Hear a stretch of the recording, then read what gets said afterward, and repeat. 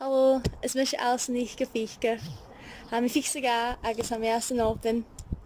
Ach an drasta ha mi furach an the nation a Sean Óhai. An seo ha mi páirse an Lanark Triathlon Club agus an bliana sa bí me gabal páirse an British Champs ha fireman ag Aberfeldy. Agus ha seo na 3 training tips a hacam gaibh. Training tip a hun. Agiche an bike. Bí mis giche a thula uair an bicycle agus é go maith cutramach. Ní an jeffer itar búnachug agus ná bhír bhí críalchug an réis.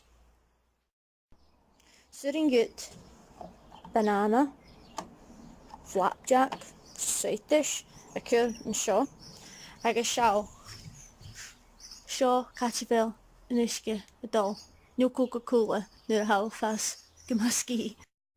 Training tip I ga. Get gyfeil yn bike cwtramach an triathlon o sy'n Spòrs sy'n triathlon a hawn. Ha snaf agus a rwy kiosg o cwtramach. Bí mi snaf gag y 3 tŵr sy'n gach siaching, un sawn syfating agus da ag eiche agus i'r dhuine sy'n Spòrs sy'n Lanark Triathlon Club agus sy'n a chortir sy'n ha mi feich gen ilm o charad sy'n. Agus marsh dhuine agus donig bí mi fiach yn y rwy. Agus donig mi fiach yn y rwy mar 10,000 mar tig mar seo. Training tip 3. Bí feichinach. Ik amanin chaniel mi geri dol yn bike. Chaniel mi geri fas tras syfating. Ik sia an syfating. Nu'r ha hwyl Daniel ys yn lepi. Chaniel mi geri rwy. Mi geri sy'n mahon agos a coed your Netflix.